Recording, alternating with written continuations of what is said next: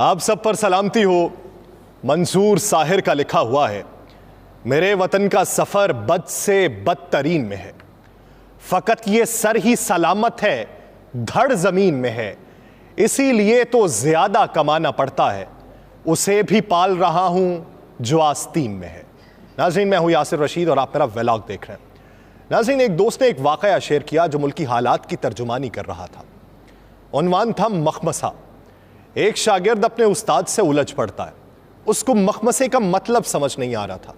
उस्ताद ने काफ़ी तशरीह की, मगर शागिर्द है कि मुतमईन ना हुआ। उस्ताद ने कहा कि मैं तुमको एक वाकया सुनाता हूँ, शायद तुम्हें मखमसे की समझ आ जाए।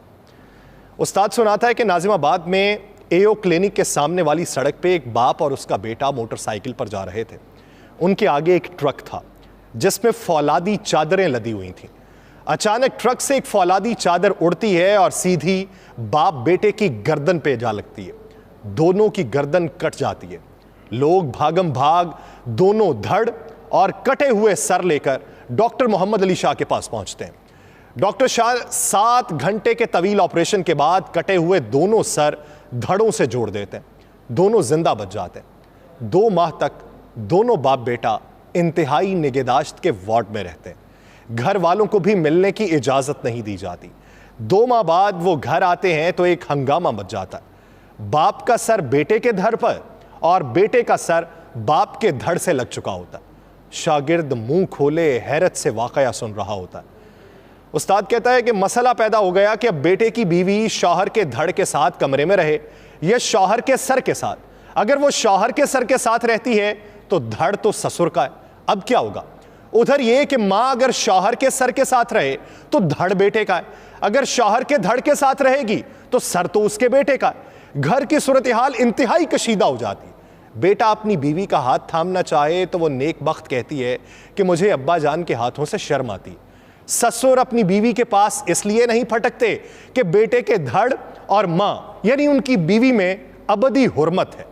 कहीं मोटरसाइकिल पर जाना हो तो एक परेशानी यह है कि बहू शौहर के धड़ के साथ बैठे या ससुर के सर के साथ। इसी तरह उनकी जिंदगी अजीरन हो जाती है, तमाम मामूलात ठप हो जाते हैं। ऐसे में कोई मशवरा देता है कि यूं किया जाए कि दोनों अपनी अपनी मनकूहा को तलाक दे दें और अस्सर नौ निकाह कर लें ताकि धड़ हलाल हो जाए।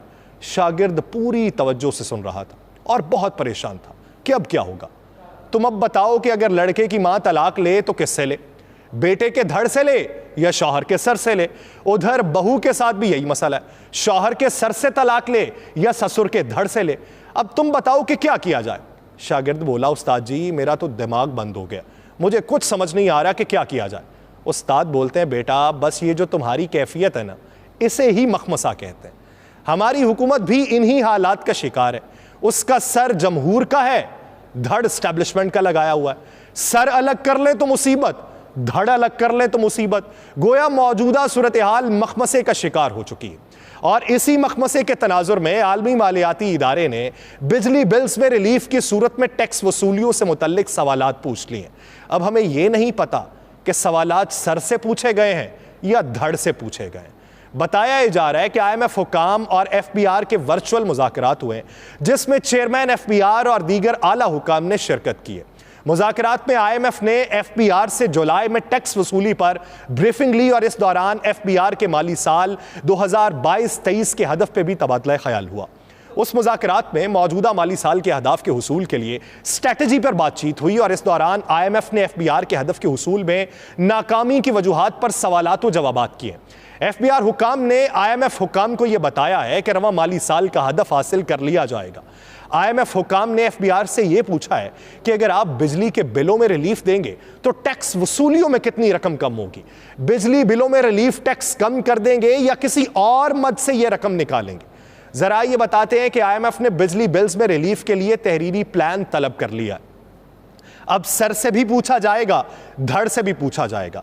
होगा क्या कि एक तरफ रिलीफ देने की बात होगी और दूसरी तरफ से कटौती करने की बात होगी। जब दूसरी तरफ से कटौती करेंगे तो मामला क्या होगा मखमसे का। अब मखमसे का शिकार हुकूमत हो चुकी है कि कटौती करनी है तो किधर से करेंगे, कान इधर से पकड़ेंगे या पीछे से दूसरे कान को पकड़ेंगे।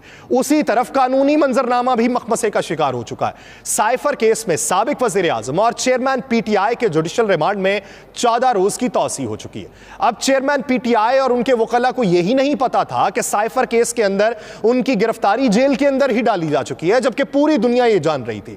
चेयरमैन पीटीआई के खिलाफ साइफर केस की समाअत अटक जेल में हुई। साइफर केस की अटक जेल के अंदर समाअत का नोटिफिकेशन गुज़श्ता रोज वजारत कानून ने जारी किया था। वजारत कानून के मुताबिक साइफर केस की समाअत के लिए वजारत दाखिला ने सिक्योरिटी खदशात का इजहार किया था।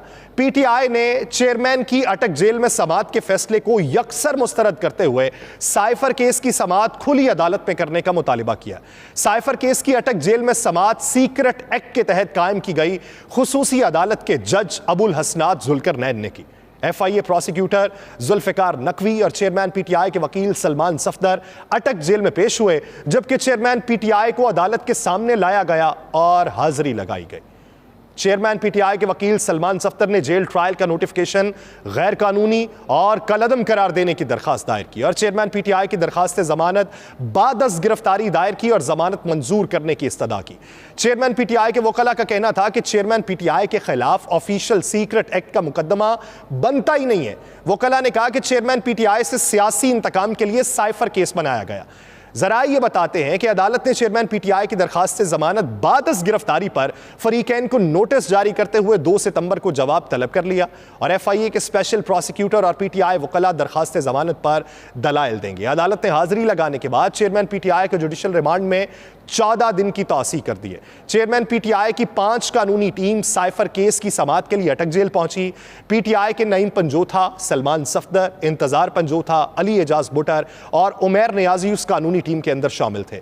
पुलिस ने पीटीआई की कानूनी टीम को अटक जेल के अंदर जाने से रोक दिया और कहा कि लीगल टीम का कोई एक फर्द अंदर जा सकता है, लेकिन बाद में पीटीआई की कानूनी टीम इस बात पर मुसर रही कि पूरी लीगल टीम को अटक जेल जाने की इजाजत दी जाए। बाद में जेल सुपरिटेंडेंट से मुलाकात के बाद पीटीआई की कानूनी टीम को अटक जेल में जाने की इजाजत मिल गई। अब उस साइफर केस को भरपूर तरीके से आगे बढ़ाने के लिए हुकूमत भी कमर कस चुकी है। अब हुकूमत में धड़ ने कमर कसी है या सर ने कसी है, इस बात का इदराक नहीं हो पा रहा। वजारत कानून की जानिब से खुसूसी तौर पर तयनात एफआईए के 3 स्पेशल प्रोसिक्यूटर, सीनियर कानूनदान शाखावर, जुल्फिकार अब्बास नकवी और राजा रिजवान अब्बासी साइफर केस की पैरवी करेंगे। शाखावर और Zulfikar Abbas Naqvi official secret act खुसूसी अदालत पहुंचे। शाह महमूद कुरैशी की पेशी के दौरान केसेस के दौरान कमरा अदालत में वो मौजूद रहे। चेयरमैन पीटीआई के साइफर मुकदमे में गिरफ्तारी के खिलाफ जमानत की दरखास्त पर समाअत 2 सितंबर को होगी। लीगल टीम ने जेल में ट्रायल करने के खिलाफ और साइफर केस की ओपन कोर्ट में ट्रायल करने की भी दरखास्त दायर की। तीनों दरखास्तों पर समाअत ऑफिशियल सीक्रेट एक्ट की खुसूसी अदालत के जज 2 सितंबर को करेंगे, जबकि दूसरी तरफ पीटीआई वकील शेर अफजल मरवत जो हैं, उनका जज अबुल हसनात जुल्करनैन से कमरा अदालत में मुकालमा हुआ। शेर अफजल ने पूछा कि क्या आपको अदालत अटक जेल में लगाने का एनओसी मिला था? जज साहब जवाब देते हैं कि मुझे अटक जेल में साइफर केस की समाअत करने का एनओसी मिला था। शेर अफजल मरवत ने फिर सवाल किया कि क्या आपसे हुकूमत ने अटक जेल समाअत मुंतकली पर राय ली थी? जज साहब कहते हैं कि मुझसे हुकूमत ने समाअत अटक जेल मुंतकली पर राय नहीं ली। शेर अफजल मरवत ने कहा कि फिर आपने कैसे अटक जेल मुंतकिल करके साइफर केस की समाअत कर ली? जज साहब बोले कि सिक्योरिटी वजूहात के बायस अटक जेल में समाअत हुई। शेर अफजल मरवत ने कहा कि आपने आज चेयरमैन पीटीआई को यहां पेश करने का हुक्म जारी किया था, क्या आपने चेयरमैन पीटीआई को अदालत पेश करने का अपना हुक्मनामा वापस लिया? जज साहब ने कहा कि मैंने अपना हुक्मनामा वापस नहीं लिया। यानी यहां पर मखमसा यह है कि जज साहब पहले हुक्मनामा जारी करते हैं कि अदालत में पेश किया जाए, और दूसरी तरफ फिर साइफर केस की जो समाअत है वो अदालत की बजाय जेल के अंदर कर ली जाती है। पूरा सिस्टम इस हद तक मखमसे का शिकार हो चुका है कि हमें यही मालूम नहीं है कि इलेक्शन करवाने वाले कब तक इलेक्शन करवाएंगे, बाहर से आने वाले कब तक अपना इरादा तब्दील किए रखेंगे, और यहां बैठे हुए कब तक बाहर निकलने की तगोदो करेंगे। मखमसा जिस दिन खत्म हो गया उस दिन आपके गोश गुजार किया जाएगा। मुझे दीजिए इजाजत। अल्लाह निगहबान।